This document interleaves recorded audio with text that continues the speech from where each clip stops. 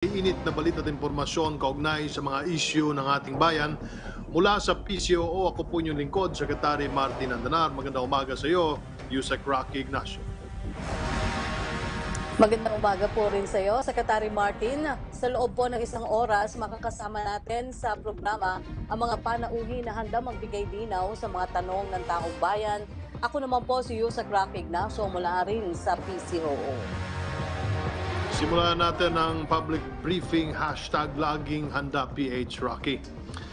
Iba't ibang paraan po ang nauuso ngayon para kumita online, subalit ang SEC may mahigpit na paalala para sa mga kababayan nating nagbabalak na pasukin po ang online investments, play to earn, online games at iba pa. Kaugnay dyan, makakausap natin si Commissioner Kevin Lee ng Securities and Exchange Commission. Magandang umaga po sa inyo, Commissioner.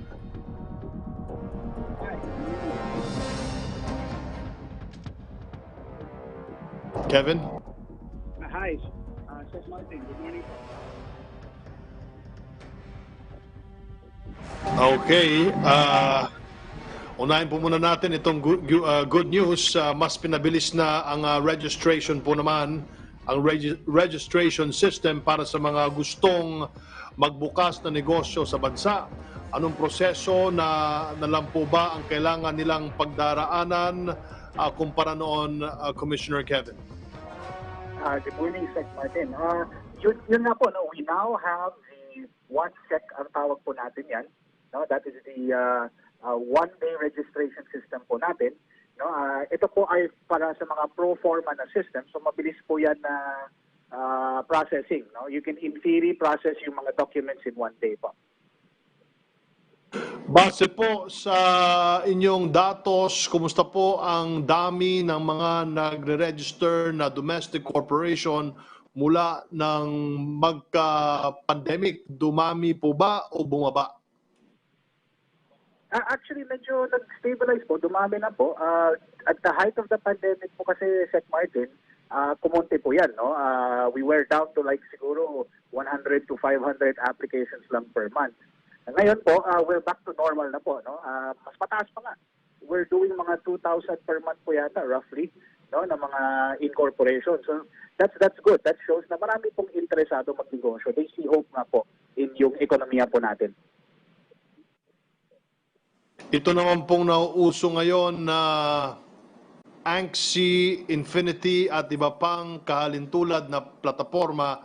Nakapag-register na po ba sila sa SEC o may license na po ba sila to operate sa bansa? Base po sa verification ng records po namin, no, they did not register po as a business dito sa SEC. Wala rin po silang secondary license, no, conduct regulated activity, meaning yung mga investment solicitation. Wala po silang lisensya for that. Pero, Sec Martin, if I may, no, to be clear lang, no, we're not saying na illegal po sila just because hindi sila nag-register. Kasi parehas po yan sa maraming mga ibang online entities na dito sa Pilipinas. No? We are studying them all. Yung mga similar na crypto, mga online platforms, yung mga play to earn.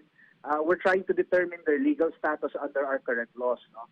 So whether or not they are legal or illegal or need to register later on, that is something we still have to determine at the SEC. Pero while we're waiting for that determination po kasi, lumabas po kami ng-advisory reminding everyone to be careful before you transact with yung mga ganun na entities. Kasi these are online entities but they are foreign registered, not registered here in the Philippines. So we are requesting the public to be more careful before they transact na yung mga ganito po.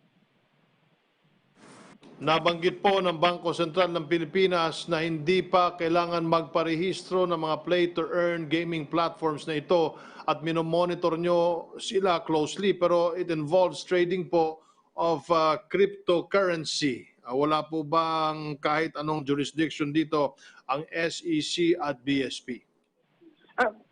Well, meron po, no, Sec Martin, kasi when it comes to securities and digital assets, and digital assets like yung mga ito, mga cryptocurrencies, they're considered a form of security. So, clear talaga by under the jurisdiction ng SEC po yan, based on yung mga Howey test and the Securities Regulation Code. Pero siguro the question for us at the SEC, are these play-to-earn platforms really considered as digital assets or securities? Yun, hindi pa po clear kasi nga we're still studying it. No? And in relation to that, lalabas po sana ang SEC ng digital asset offering rules and digital asset exchange rules, which will help work out yung mga jurisdictional issues. Actually, sa alam ko, maraming people are interested na nga in seeing those rules. So we're looking forward to issuing those rules para ma-stabilize po natin yung industry within the year po sana.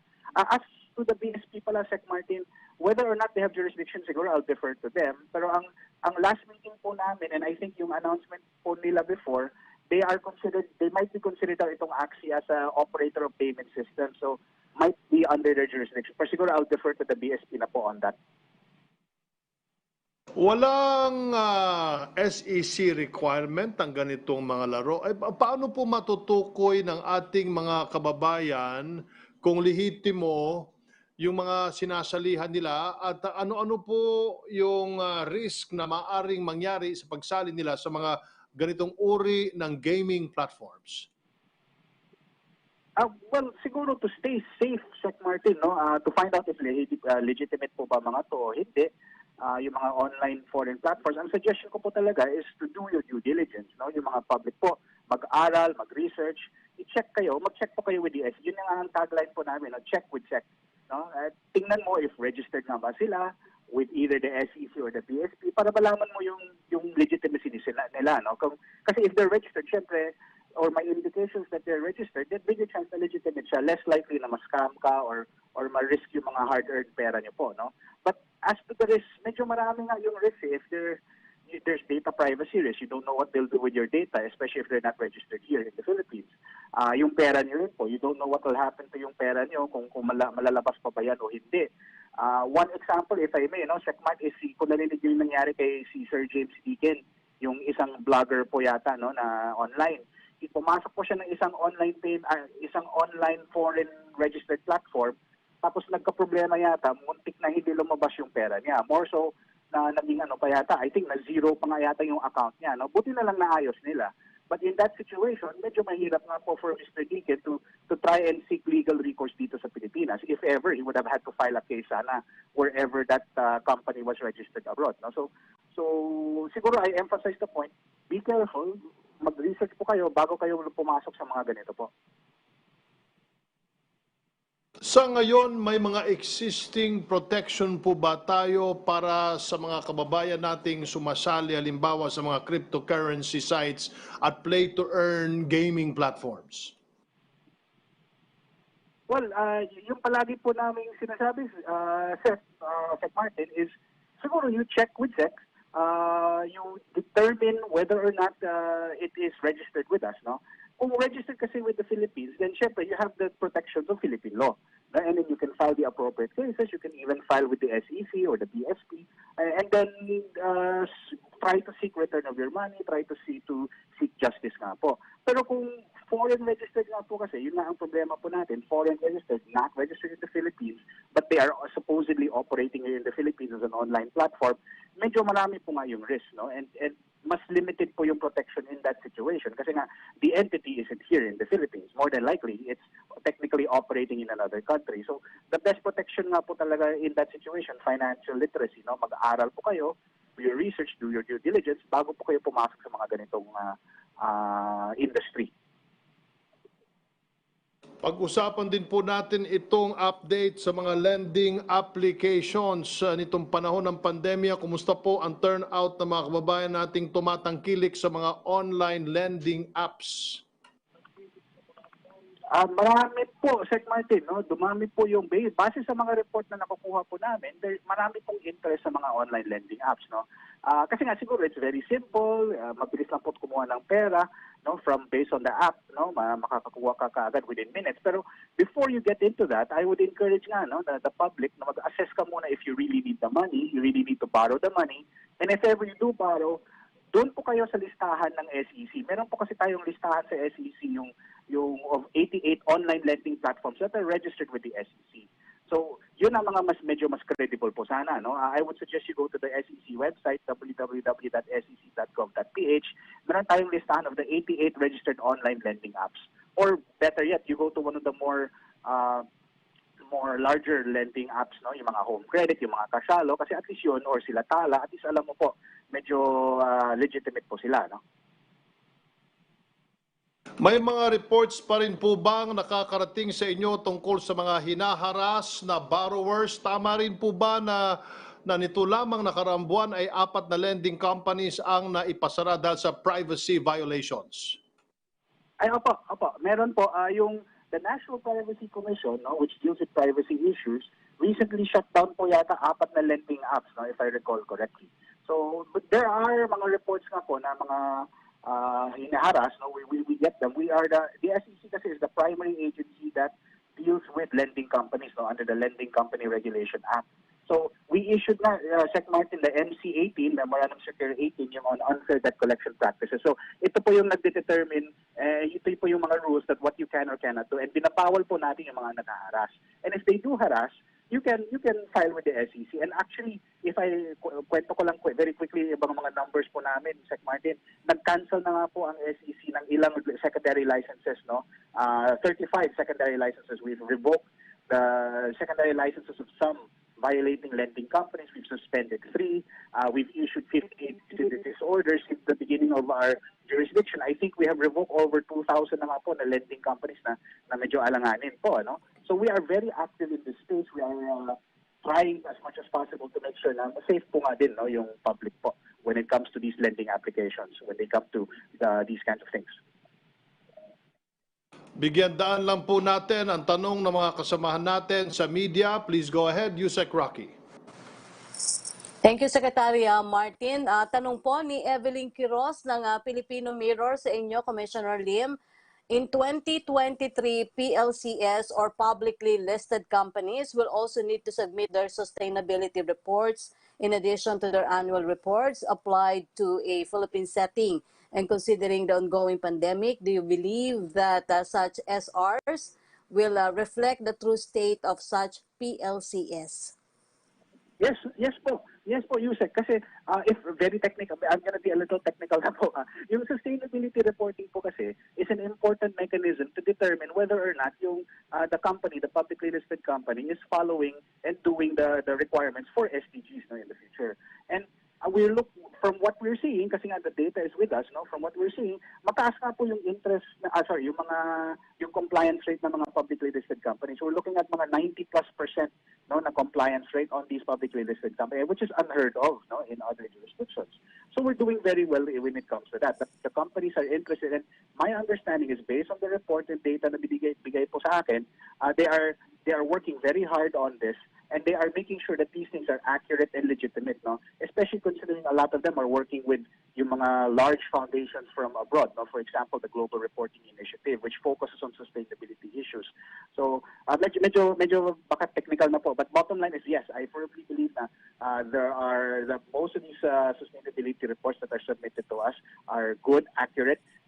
We are actually looking forward to making it mandatory nga po sana sa 2023 under the memorandum circular po namin. But whether or not we will do that, siguro let's assess, kasi I am a little worried about compliance and the difficulties of compliance because of yung COVID. Baka mahirapan po yung mga constituents po natin, yung publicly listed companies. Sorry, medyo naging technical po. Okay. Maraming salamat po sa inyong impormasyon, SEC Commissioner Kelvin Lee. Mabuhay po kayo, sir. Thank you, sir.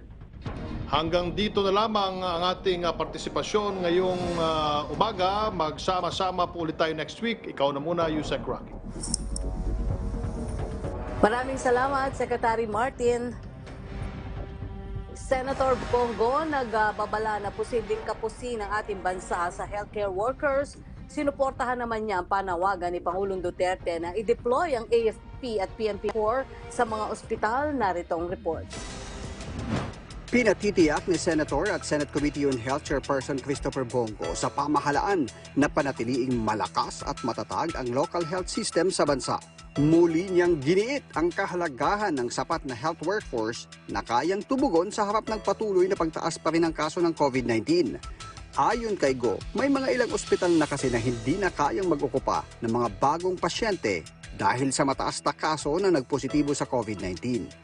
Di na anya kinakaya ng pasilidad at nagkakasakit na rin ang mga frontliner. Kaya naman suportado ng Senador ang pinakahuling direktiba ni Pangulong Rodrigo Duterte sa Armed Forces of the Philippines at sa Philippine National Police na italaga ang mga miyembro ng kanilang medical corps para matulungan ang mga ospital sa Metro Manila na ang karamihan sa medical staff ay naka-quarantine. Ipinanukala ni Go na magtalaga ng mga healthcare workers mula sa ibang panig ng ating bansa para maalalayan ng mga ospital na nasa COVID-19 hotspots. Matatanda ang inilunsad ni Go katuwang ang Office of the Presidential Assistant to the Visayas, DOH Regional Offices, Local Government Units, mga ospital na may malasakit center at maging Project Balik Buhay member private hospitals na ipadala sa Metro Manila ang mga healthcare workers mula sa Visayas Region. Umapela rin siya sa PhilHealth na agad nang ayusin ang mga obligasyon sa healthcare providers. Patuloy na sinusulong ni Go ang kanyang Senate Bill No. 2398 na magkakaloob ng fixed monthly COVID-19 Special Risk Allowance bukod pa sa hazard pay na nakapaloob na sa Magna Carta of Public Health Workers. Magkakaroon din ng dagdag na monthly care hazard duty pay para sa mga public healthcare worker bilang karagdagan sa pinagkakaloob sa kanila ng batas. Dapat din anyang mag-focus ang pamahalaan sa sinasagawang vaccine rollout at mas bilisan pa ang pagbabakuna lalo na sa mga kabilang sa high-risk groups. Samantala, makibalita naman po tayo sa takbo ng investigasyon ng PNP kay Zabri Johnson case ng PNP at DOJ sa drug war cases na nabanggit ng Pangulong Duterte sa kanyang speech sa UN General Assembly at iba pang issue kaugnay sa alert level system sa NCR. Muli natin makakasama si PNP Chief Guillermo Elizar. Good morning po, General. Welcome back. Yes, magandang umaga sa iyo, Yusek Rocky, ganun din sa mga nakikinig at nanonood sa inyong programa. Opo, General, tungkol po sa pagkamatay ni Bri na iniugnay ngayon kay Julian Ongping na anak ng bayko na si Roberto Ongping. May bagong update na po ba sa investigasyon? Lalo't inilabas na rin po kahapon yung kopya ng CCTV sa tinutuloyan ni Bri at umano'y kasintahan itong si Julian Ongping. Ang tanong din po yan ni Vic Tahod ng Sunshine Radio. Yes, kahapon po kasama ng ating PNP, dumating na rin po yung NBI para magsagawa ng muling pagsisiyasat doon po sa crime scene. At nalaman din natin na nag-undergo pa ng panibagong autopsy si Brina with NBI. Napakaganda po ng koordinasyon ng PNP at NBI and kami po ay available sa napakagandang kooperasyon na ito.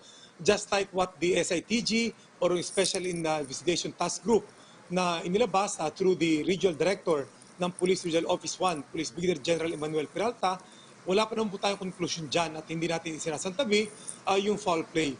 So lahat po ito ay ating binibigay ang update sa ating mga kabayan at makakaasa po kayo ng talagang transparent at talagang makatotohanan na mag-iimbestiga dito sa kasong ito. Opo. Tanong naman po ni Bea Bernardo ng PTV, it was earlier reported po na suicide, yung ano ang nangyari sa crime scene pero sa crime scene po ba nakitang evidence na mag-indicate na nag-suicide nga po si Bri? Actually, yun po yung claim ni Julian. At kaya nga po yung mga piece of evidence na naandun at hihintayin pa rin natin ang resulta ng mga test, lahat ng ginagawa. So only after that, after considering all of this piece of evidence, yun po tayo makapag-conclude. Sinasabi ka natin na sa ngayon, hindi po natin pwedeng i-rule out pa lahat yun. So kami po humihingi ng pag-unawa at patience ng ating mga kabayan. Alam nyo, Yusek Rocky, pwede kasi naman natin sabihin nung una na sa kanila kayo maglalabas ng statement. Pero syempre sa atin dito, mahirap na sabihin yun. Baka sabihin na pinagtatakpan tayo. Lalo na at sinasabing itong person of interest is talagang isang ma-influensya nating kababayan. Pero inuulit namin po sa inyo, ito talagang pagkakataon na gusto namin ipakita na ang ating po kapulisan ay talagang may integridad sa pag-iimbestiga nito mga ito. At ginagalang po namin ang pamilya ni Bri para po humingi ng tulong din sa iba like the NBI. At itong magandang kooperasyon na ito at collaboration at tinututukan natin mga kabayan ay magpapatunay na talagang magiging maayos lahat ng investigasyon. Opo. Sunod po na, base po sa medical legal ni Bri, released by the attending hospital, dinala nung araw na namatay siya, may struggle siya such as hematoma sa dalawang braso at likod. Nakita rin po ba ito ng PNP sa kanilang investigation? Actually, contrary to that po, iba naman po yung autopsy na unang inilabas. Sa autopsy na yun, makita po yung markings sa leeg. Pero wala pong mga nakasaad doon na ibang bruises. Kaya nga po mas maganda na nagkaroon ng pangalawang autopsy doon. So, all of this ang purpose nito ay para po magkaroon ng mas magandang investigasyon at malaman talaga natin ang katotohanan. Huling tanong po ni Bea Bernardo regarding po sa 13.6 million drugs na nakuha sa Sulu. May lead na po ba ang PNP kung sino ang source ng droga at napasok sa bansa? Well, patuloy ang pag-iimbestiga na ginagawa natin dyan at yan ay bahagi naman ng ating effort. So, makaasa po kayo na itong ating ginagawang operation against sa big-time illegal drug syndicates and grupo ay maasahan natin yan dahil napakaganda po ng kooperasyon na ginagawa ng iba't ibang mga ahensya na nagtataguyod dito sa panguna ng ating PIDEA. So just like the operations na nangyari doon po sa Zambales, Bataan, and Cavite na nagresulta sa mahigit halos sa 6 na bilyon worth of shabu, ito po mga follow-up operation natin ay ito bunga ng intelligence fusion, magandang ugnayan ng iba't ibang ahensya natin sa pangunguna ng PIDEA. Opo. Sa statement po ni Pangulong Duterte sa UN General Assembly noong isang araw, nabanggit po niya na inatasan ng PNP at DOJ na i-review ang campaign against illegal drugs ng pamahalaan. Sa bahagi po ng PNP, kumusta na po ito? Well, Yusek Rocky, dati na po namang ginawa yan kasi kung matatandaan natin, after the initial findings ng UN, ang kanya pong nag-recommendation is for the review of these drug cases at nagbigay na imprimatur noong paman ng ating Pangulo sa DOJ. Kaya nga kami ay nagbigay ng kooperasyon sa DOJ at ito'y patuloy namin gagawin. In fact, lalo natin itong palalakasin. Nagkaroon na kami ng initial na koordinasyon na through text messages with the Secretary Guevara para po doon sa aming gagawin na mga susunod pang hakbang. Pati na po yung unang assessment nila doon sa first batch ng mga folders na na-forward natin sa kanila. So makakaasa po ating kababayan with this direct guidance from our President, lalo po na mas magiging maganda ang coordination namin para po sa review ng mga kasong ito.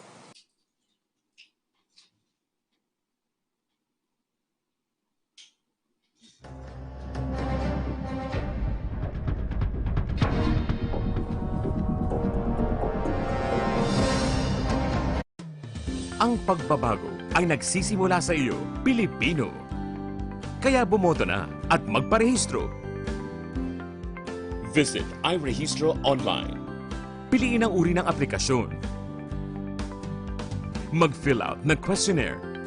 Ang website na ang mag-generate ng inyong application form. I-print ito, dalhin sa malapit na COMELEC office para sa biometrics capture mo. Pwedeng magpa-appointment para iwas pila. Don't forget to bring a valid ID.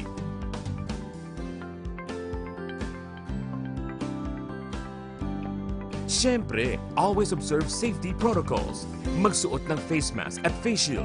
Maintain physical distancing. At mag-disinfect bago at matapos gamitin ang signature pad at fingerprint scanner.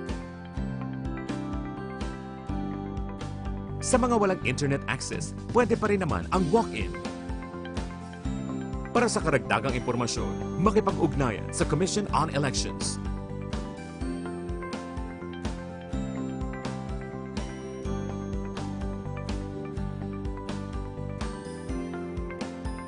Isang mahalagang paalala mula sa PTV. Kasama mong naghahangad ng isang malinis at maayos na halalan para sa bayan.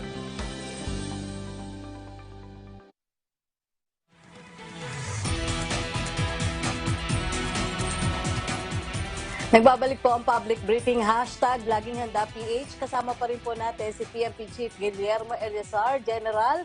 Nakapagsumiti na raw po ang DOJ sa Pangulo ng kanilang rekomendasyon tungkol dito. Kumusta na po ang naging pagtanggap ng PNP sa findings ng DOJ at ano ang aksyon na aasahan namin po mula sa inyo bunga ng investigasyong isinagawa ng DOJ?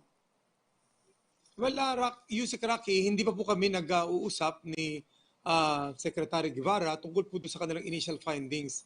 Para mga advance info pa lang yun. Kaya ngayon po yung isa sa mga topics namin pag kami nag-usap, doon po sa kanilang initial findings. At makaasa po kayo kung ano man yung findings na yan, yan po ay aming pagbabasihan para sa mga aksyon na gagawin natin. Ang bottom line dyan ay patuloy na kooperasyon ng PNP sa ating pong DOJ para po sa pag-review nito mga kasong ito at kung paano pa namin may improve ang aming operation para po dito sa ating campaign against illegal drugs. Opo. General, sa usapin naman po ng alert level system sa Metro Manila, ano rin po yung assessment ninyo sa unang linggo ng alert level 4 sa NCR? As of date, ilan na po yung mga nahuling lumabag sa mukhang marami-rami na naman ba ito, General?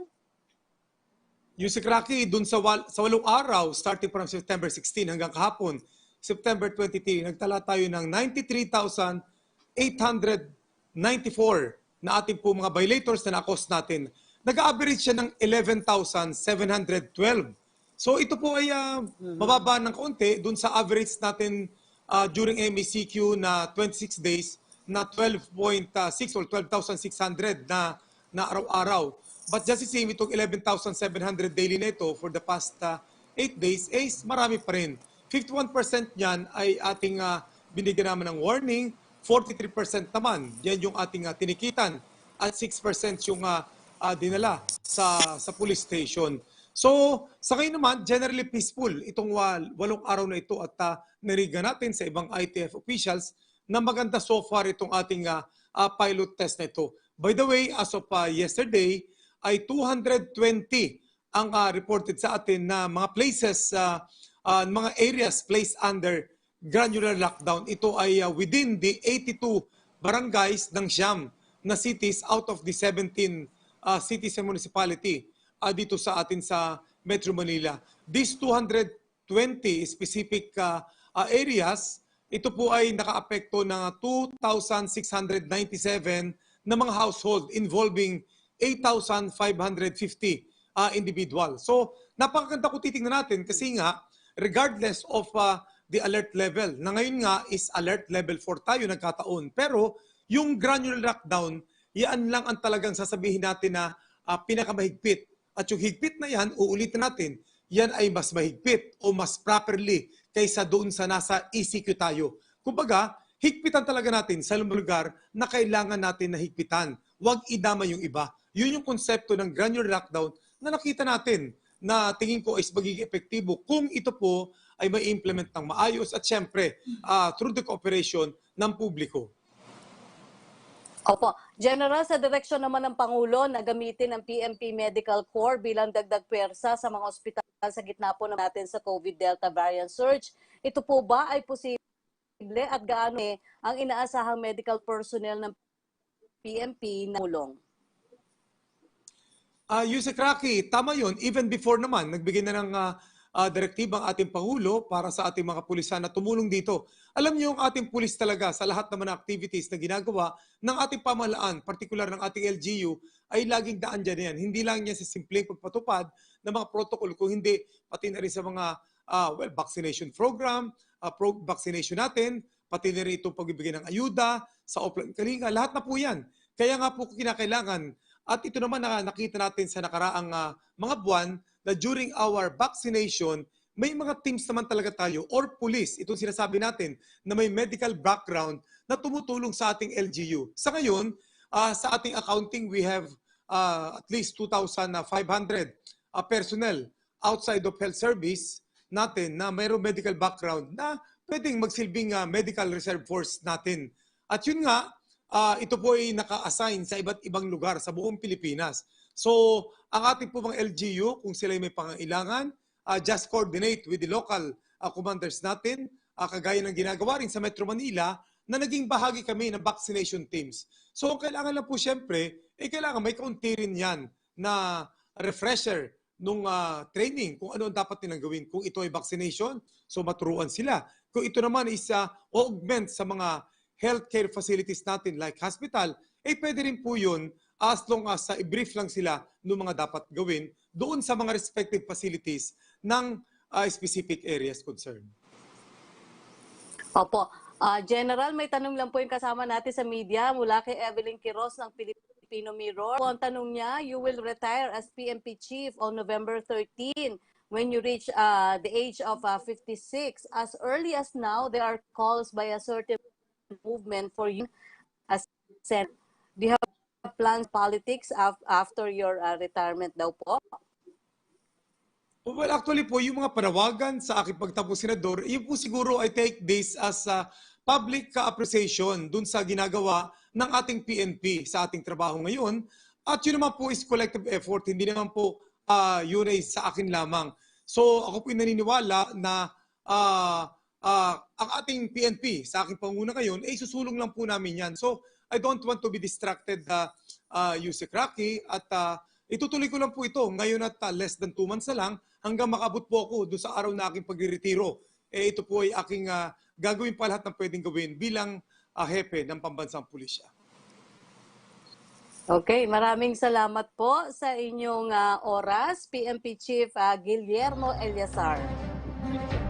Maraming salamat, Yusek Rocky. Magandang tanghali po sa atin lahat. Mabuhay po kayo. Mag-ingat po tayo lahat. Salamat. Samantala, narito naman po ang pinakahuling datos ng COVID-19 cases sa bansa base po sa report ng Department of Health as of September 23, 2021. Umakyat na sa 2,004,753 ang ating total COVID cases matapos itong madagdagan ng 17,411 na mga kaso kahapon. 176 ang mga nadagdag na nasawi kaya umabot na sa 37,400 ang total COVID-19 deaths. Patuloy din naman po ang recovery sa mga tinamaan ng sakit na umakyat na sa 2,231,558 matapos itong madagdagan ng 14,009 recoveries. Ang active cases natin sa kasalukuyan ay 165,709.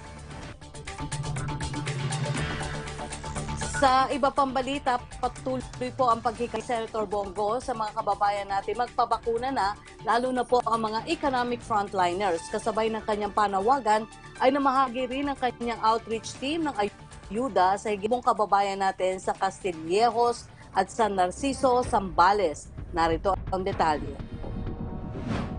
Isinusulong ni Senador Christopher Bongo ang pagkakaroon ng protokol para sa mas ligtas na lugar ng trabaho, lalo na sa mga economic frontliners. Hinimok ni Go ang mga leader ng komunidad sa public at private sector na tiyaking palagi ang kapakanan ng mga economic frontliner. Sa kanyang mensahe sa 4 na araw na pag-iikot ng kanyang outreach team sa mga bayan ng Castillejos at San Narciso sa Zambales, nanawagan siya sa mga residente na magpatala na para sa pagbabakuna kontra COVID-19. Nasa datos naman po, pag bakunado kayo, ay mas maiwasan po ang pagkahawa, maiwasan po ang pagkasivir o pagkamatay dulot ng COVID-19. Kaya magpabakuna na po kayo. Libre po itong bakuna.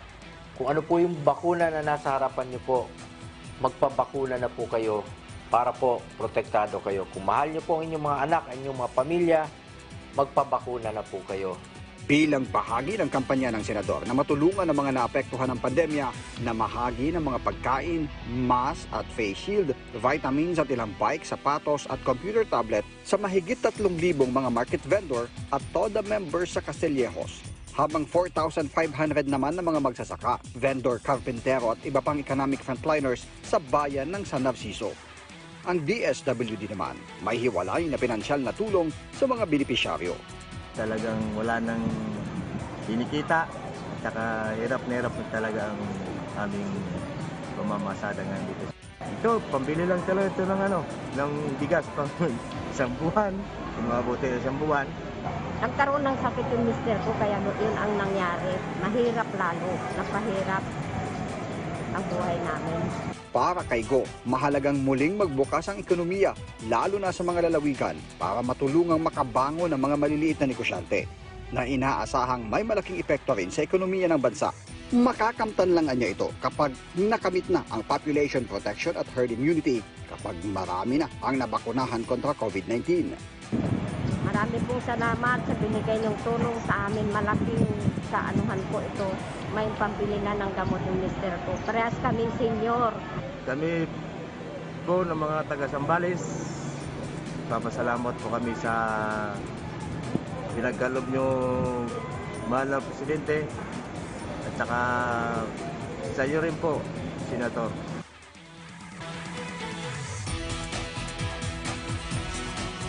At para po ihatid sa atin ang mahalagang anunsyo mula sa IATF, makakasama po natin si Presidential Spokesperson Secretary Harry Roque. Good morning po, Secretary.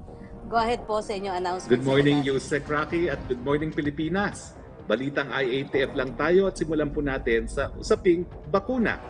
Mahigit 43 milyon na po o 43,088,582 doses ang total vaccines administered sa buong bansa as of September 23, 2021. Ito po ay ayon sa National COVID-19 Dashboard. Sa bilang nito, nasa 19,671,725 ang fully vaccinated or 25.5%. Nasa 85.3% na or 8,339 po naman ang sa national po, it's teka po ulit po, mahigit 43,088,582 doses na ang total vaccines administered sa buong bansa as of September 23, 2021. No? Sa bilang pong ito, 19,671,725 ang fully vaccinated. Samantala, sa Metro Manila po, nasa higit 15 milyon or 15,175,704 doses ang ating na-administer. Nasa 85.3% po or 8,339,430 ang nabakunahan. At 69.93 naman po or 6,836,274 ang fully vaccinated. Sa balitang IATF po, nagpulong kahapon ng inyong IATF at itong ilan sa mga napagkasunduan. Itinaas po ang community quarantine classification ng Abra, Baguio City at Bohol sa GCQ with heightened restrictions habang ang Ilocos Norte naman po ay ibinaba sa GCQ. Epektibo po ito ngayong araw, September 24 at tatagal hanggang September 30, 2021. Inatasan din ng inyong IATF ang kanilang Regional IATF Task Force na i-monitor ang allocation at utilization ng rapid antigen test para ma-improve ang reporting ng COVID-19 cases. Kaugnay nito, ang Department of Health, National Capital Region Center for Health Development ay inatasan na i-facilitate ang registration ng facilities na gumagamit ng rapid antigen kits. Kailangan tiyakin ng DOH-NCR-CHD ng antigen line test ay makakonsolidate ng health facilities, temporary treatment and monitoring facilities at sariling LGUs. May kinalaman pa rin ito para mapabuti po ang reporting ng COVID-19 cases. Kinakailangan madagdagan ng disease surveillance staff at encoders. Inaprubahan din po na inyong IATF na authorized persons outside of residence ang mga opisyal at mga empleyado ng COMELEC kaugnay sa filing ng Certificates of Nomination at Certificate of Acceptance of Nomination for party list groups at Certificates of Candidacy at Certificates of Nomination at Acceptance ng mga aspirants sa May 2022 elections kasama sa APORS ang Chairperson, President, or in their absence ang Secretary General or authorized representative ng political party, sectoral party at iba pa. Aspirants o kanilang authorized representatives, companions as authorized under COMELEC Resolution number 10717, COMELEC officials, personnel na magsusumite ng hard copies ng certificates of candidacy at related documents materials sa COMELEC main office. Sa partisipasyon naman po ng Pilipinas sa WHO Solidarity Trial for COVID-19 vaccines, inaprubahan din po ng inyong IATF bilang healthcare workers, ang researchers, workers at members at affiliate staff ng Solidarity Trial Vaccine Teams. Pinayagan sila na mag-interzonal at intrazonal movement regardless of community quarantine classifications and impositions of granular lockdowns. Kasama rin sa inaprubahan ang paglabas ng kanilang mga bahay ng mga target participants at eligible patients sa mga lugar na nasa granular lockdown basta sila ay sasali sa clinical trial. Ngunit, hindi sila maaaring umalis ng lugar na nasa granular lockdown. Samantala, inactivate ng inyong IATF ang Small Technical Working Group na binubuo ng DILG, DOH, DOT, DOTR, DOST at PNP para sa amendments ng Uniform Travel Protocols for Land, Air, and Sea.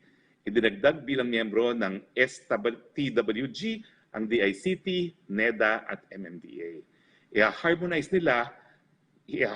din ng STWG ang documentary requirements ng lahat ng LGUs at interoperability ng available applications tulad ng Stay Safe, SPAS, VaxCert, Trace at iba pa. Ang meeting ng inyong IATF din kahapon ay nag-amenda ng ilang bahagi ng guidelines on the pilot implementation of alert level system for COVID-19 response in the National Capital Region. Ilan sa dinagdagan ay may kinalaman sa individual outdoor exercises na pinapayagan na basta hindi required manatili sa kanyang bahay ang mag-e-eksersisyo. Ito ay effective immediately. Isa pang binago ay ang pagpayag sa lamay at libing na kinremate na namatay sa COVID-19 regardless of community quarantine. Ito ay effective immediately. Samantala, bawal pa rin po ang lahat ng contact sports, indoor or outdoor man, except kung ito ay nasa bubble setup. Wala pa rin pong mga gyms. Bawal din ang personal care establishments na may aesthetic, cosmetic services or procedures, makeup services, spas, reflexology, aesthetics, wellness at holistic services, at ibang katulad na procedures kasama ang home services. Ang ito ay magte-take effect simula October 1, 2021 kung sakaling ma-extend po ang pilot implementation sa NCR. At panghuli, pinayagan ng IATF ang Grand Coronation event ng Miss Universe Philippines na gaganapin po sa Bohol mula September 26 hanggang October 1, 2021, subject sa health and safety protocols at approval ng Provincial Government of Bohol. Dito po nagtatapos ang ating presentasyon. Pwede po tayong sumagot ng ilang mga katanungan.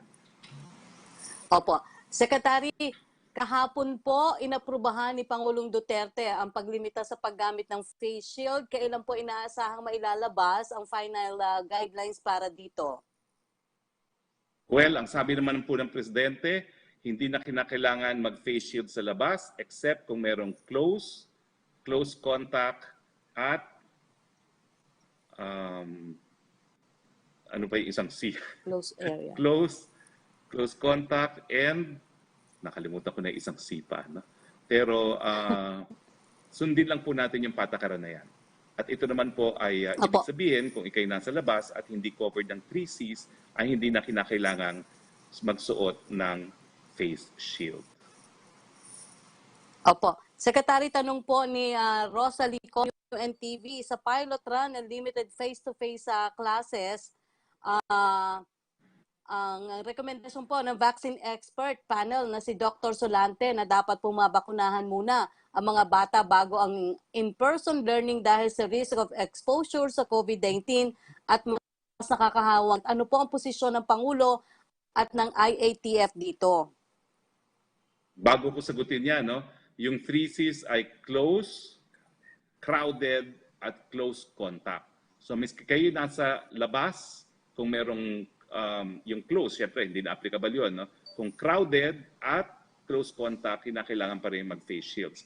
Now, we appreciate po the advice of Dr. Solante. Alam niyo naman, suki rin natin yan sa ating mga press briefing dahil talagang siya ay infectious disease specialist. Pero sa ngayon po, hindi pa po natin mababakunahan ng mga kabataan, no? Kasi hindi pa tayo nagsisimula. Ito naman po ay limited po, no, na pilot involving only 120, no? 100 na public school at saka 20. So at saka sa mga lugar na mababa po talaga ang kaso sa mga MGCQ areas. Opo. Secretary, unahin ko na lang yung humingi ng clarification lang si Laila Salaveria na inquirer. Yung sa ibig bang sabihin ng new rules is bibilangin na po yung nag-positive sa rapid antigen test sa COVID cases? Yan po ang ating objective, no, para maging mas mabuti yung picture natin kung ilan ang total cases natin. No? Pero siyempre, yung mga positibo, subject pa rin po yan for confirmatory tests. Opo. Tanong pa rin po ni Roselyn TV, ano daw po ang reaksyon ng IATF sa ni DILG Undersecretary Dino na isuot ang vaccination cards tulad ng IDs kapag pupunta po sa public places? May ilan po daw tumiligsa dito at nagsasabing paraan na naman daw po ito para kumita sa ID strap. Hindi pa po yan polisiya, yan po ay suhestyon. Pero ang inaatupag po natin ay yung paggamit po ng VaxCert PH. Para high-tech naman po tayo, ifa-flash na lang natin yung ating mga cellular phones. Opo. May follow-up lang po si Ivan Mayrina. Pag sinabi niyo daw pong crowded, how do we define crowded? 10 number po ba for a certain space? Well, crowded has a common meaning. Matao, maraming tao, bagamat open air. Opo. Tanong naman po ni Mela Lesmoras ng PTV, sa isang webinar na SWS, ibinahagi ang perto na napanatili po ni Pangulong Duterte, yung kanya pong mataas na satisfaction rating sa kabila ng COVID-19 pandemic. Bagamat ngayon po, bahagya itong bumababa, ano po ang masasabi nyo dito? Pareho po sila ng tanong ni Maricel Halili ng TV. Tanong po ni Maricel, saan nyo daw po ito iaat at kung ito daw po ay cause of concern dahil malapit na ang eleksyon? Well, inaasahan naman po natin na walang presidente na hindi bumaba sa kanyang trust and satisfactory rating habang palapit na po ang eleksyon.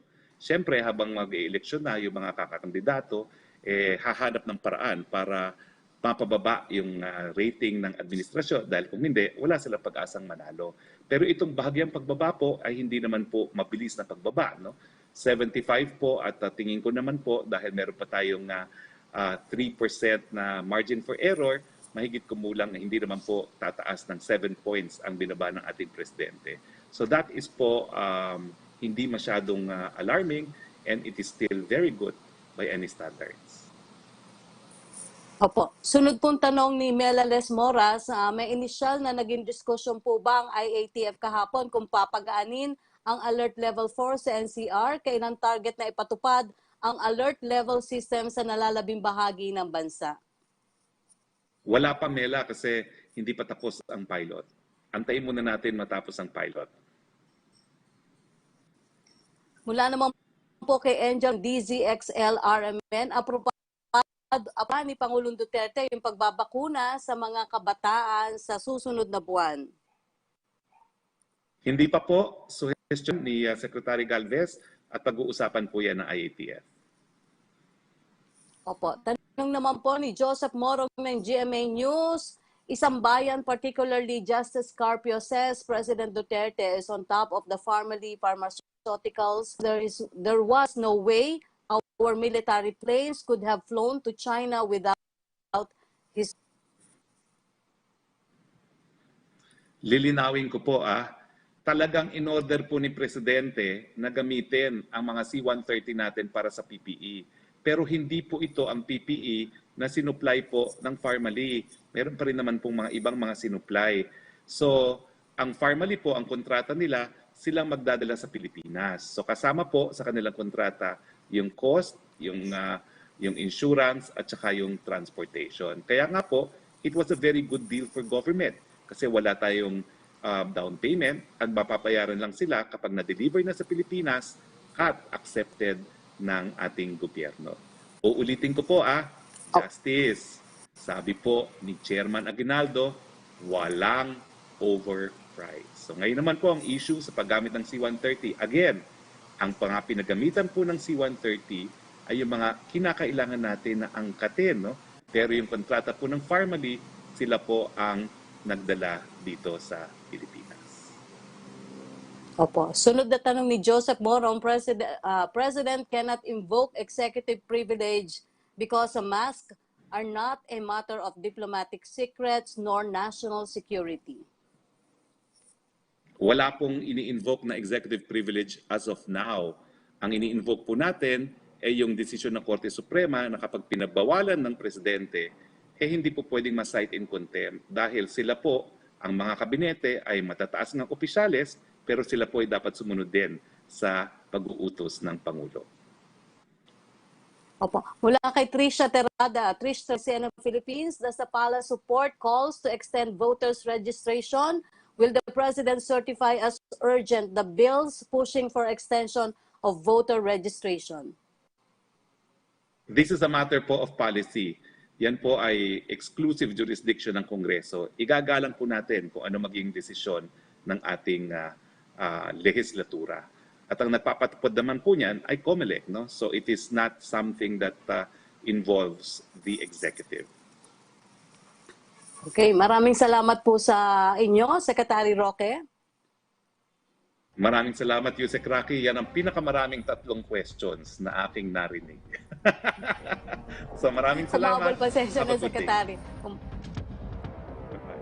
Salamat po. Bumababa na nga po ang reproduction ng rate sa Metro Manila base sa Octa Research, pero ramdam rin nga ba ang epekto nito sa dami ng mga tumatawag sa One Hospital Command Center nitong nagdaang linggo? Para sa update, muli po natin makakausap si Marilena Padla ng One Hospital Command Center. Good morning po, Doc. Good morning po, Yusek Rocky.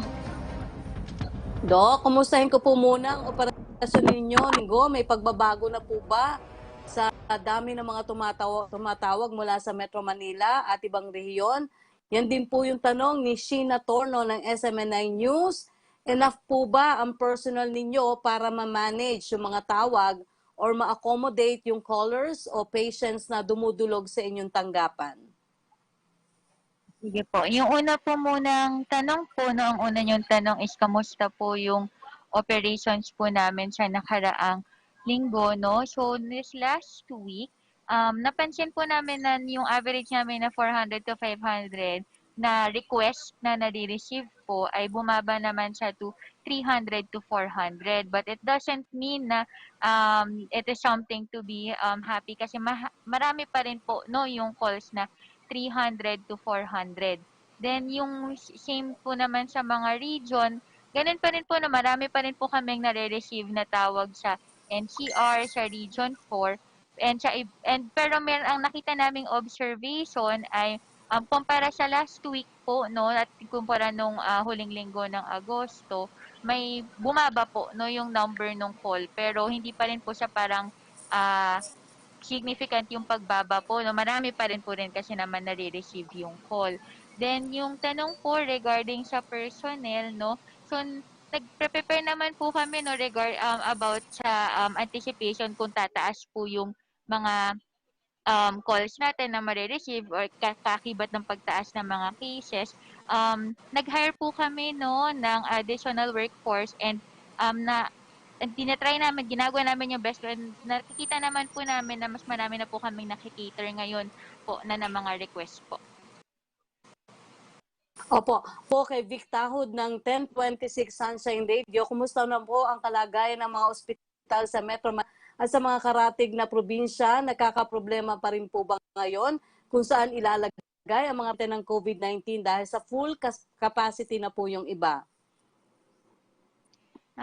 Ano pa rin po, no, yung in terms naman po sa pag-refer po natin sa hospital, meron pa rin pong hirap pa rin naman po, no, meron pa rin naman challenges kaming na encounter sa pag-refer, no, pero mas napapasok na po namin ngayon, no, yung ating mga pasyente ngayon sa hospital dito sa NCR. So, yung atin namang capacity po sa beds po natin sa mga hospital, nag-iiba naman po yan daily, kahit nga minsan hourly kasi po yung mga pasyente naman po, meron ding umaalis na di-discharge, then meron din pong pumapasok, may pumapalit din naman po pag dumarating sila sa ER po. Opo. Doc, may tanong po si Evan ng Filipino Mirror. You have stated that contrary to government statistics, hospitals in Metro Manila and nearby provinces are already operating at full capacity and are being overwhelmed with COVID-19 patients, and that the healthcare utilization data presented by the government showing that utilization rate is still below 1 one hand does not reflect the situation on the ground because it does not include the situation in hospital emergency rooms. What could be the reason why the government is trying to paint a pretty picture when in fact things are looking grim?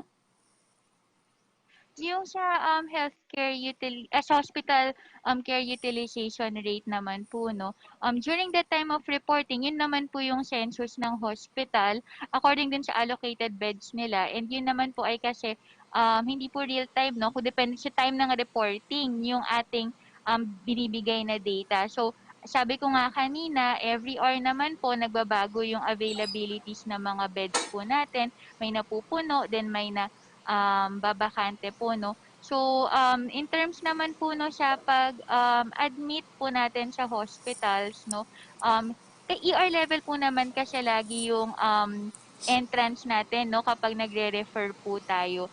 And ito po yung pinaka-fluid, no, pinaka-laging ever-changing in terms of the numbers of patients. So hindi po natin talaga masasabi at exact time kung ano po talaga yung value. So kailangan ginagawa po namin talaga, dino-double check po namin, no, para din ma-refer po namin ng maayos yung ating mga pasyente po.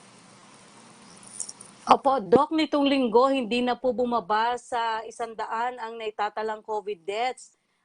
Sa palagay po ba niyo, malaking factor po rito yung sitwasyon sa pahirapang pag-admit ngayon ng mga pasyente?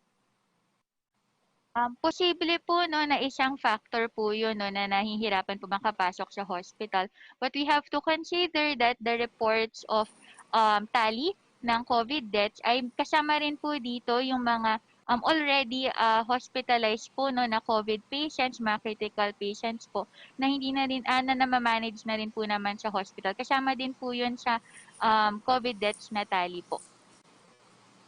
Opo. Doc, sa tansya po ng DOH, inaasahang tataas pa yung cases pagdating na Oktubre. Kayo po ba may paghahandang ginagawa ang one center natin para dito? Aside po sa nag-hire po kami ng mga additional agents po, no, we continue to update our connectivity po, no, para mas maayos po namin mabigay yung serbisyo po natin sa taong bayan po. Opo, pero Doc, may solusyon po ba o alternative para sa mga nagtatry na tumawag sa One Hospital Command Center pero hindi makapasok sa linya? Kung tumatanggap din po ba kayo ng concern sa Facebook page ninyo? Meron naman po kaming Facebook page, no? Minomonitor naman po namin yon, pero ang recommended pa rin po namin is to call directly po sa amin kasi mas diretso po yun sa agent namin po pag tawag po yung ginawa niyo po sa amin. Okay. Kami po ay, Doc, nagpapasalamat sa inyong impormasyon. Kami umaasa na kahit papano bubuti na rin yung sitwasyon ng ating bansa tukol pa rin sa COVID. Maraming salamat po sa inyo, Dr. Mary Lane Padlan ng One Hospital Command Center. Thank you po, Sec. Rocky. Aabot sa 900 residente at micro-entrepreneurs bayan ng Iloilo ang sinuyod ng team ni Senator Go para mamahagi ng tulong sa mga kababayan natin lubhang apektado ng pandemya. Nakibahagi rin po ang DSWD sa pamagitan ng livelihood program. Narito ang report. Ayuda at tulong pangkabuhayan ang pinagkaloob ni Senador Christopher Bongo sa isinagawang magkakahiwalay na relief activities para sa 900 mahihirap na residente mula sa mga bayan ng Pavia, San Miguel, Leganes at Nulusena sa lalawigan ng Iloilo. I-additional ko sa negosyo naming gulayan sa public market Santa Barbara kay Senator Bongo at Presidente. Maraming salamat sa inyo sa pagbigay sa amin ng mga ayuda na malaking tulong ito para sa amin na kagaya ko na apektuhan ng pandemic. Ilalagay ko po sa loob ng aking tindahan, bibili ng grocery pangdagdag sa paninda namin. Senator Bongo, President Duterte, salamat po sa binigay mo sa amin ng dagdag paninda sa aming tindahan. Magandang tulong yan sa amin kasi magbukas ulit kahit sa konting binigay mo lang sa amin, magbubukas ulit yung aming tindahan. Nakatanggap ang mga benepisyaryo ng pagkain, mask, face shield at mga bitamina. Ilan sa kanila ang nabigyan ng bisikleta at bagong sapatos. May mga napagkalooban din ang computer tablets na magagamit ng kanilang mga anak sa online classes. May hiwalay na tulong naman sa mga benepisyaryo ang DSWD sa pamamagitan ng kanilang Sustainable Livelihood Program. Naapektuhan ho kami ng pandemic kay ang mister ko ho ngayon walang trabaho, andyan siya sa bahay kawa ng pandemic. Mahirap ho ang buhay ngayon kay buti ho may mga tumutulong sa amin tulad ng DSWD na isa ho ako na member kang 4-piece. Kaya diyan ho kami tuwing may release kami kahit papaano makakabili kami ng mga pagkain ng anak namin. Kay Senator Bongo, nagpapasalamat din ako dahil sa mga tulong na ibinigay na sa amin katulad nito at sa DSWD. Kay President Duterte, sana tuloy-tuloy na to. Bilang chair ng Senate Committee on Health, umapila sigo sa mga benepisyaryo na magpabakuna na para protektado sila at ang kanilang pamilya. At kung may benepisyaryong may sakit, magpunta lang anya sa alinmang malasakit center para makakuha ng tulong medikal mula sa pamahalaan. Pinasalamatan ni Go ang DSWD at pinayuhan ng mga benepisyaryo na gamitin sa pagsisimula ng negosyo ang tulong pinansyal na kanilang natanggap. Salamat po sa DSWD sa programang SLP-LAG.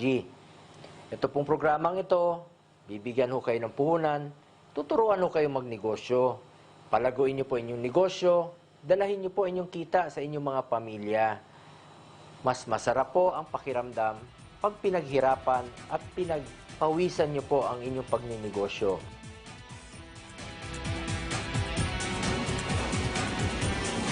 Mula po sa PTV Cordillera, may ulat naman na kasamahan natin si Jordan Campana. Inaasahang tataas pa ang kaso ng COVID-19 sa Baguio City sa mga susunod na araw. Naniniwala si Mayor Benjamin Magalong na ito ay dulot ng mas nakakahawang Delta variant. Umaabot na sa 240 ang average daily cases ng COVID-19 at 6 hanggang 7 COVID-19 patients ang namamatay kada araw sa lungsod. Dahil dito, nananatiling critical ang healthcare capacity dahil napuno na ang mga ospital at isolation facilities. We don't expect that things will calm down and there will be a downtrend in the next few weeks. It will not happen. It will not happen. We're doing everything, closing our borders, getting stricter border control measures, guidelines on gatherings, guidelines in our business establishment, but we don't foresee a downtrend in the next few weeks. Samantala, 46% mula sa 281,000 eligible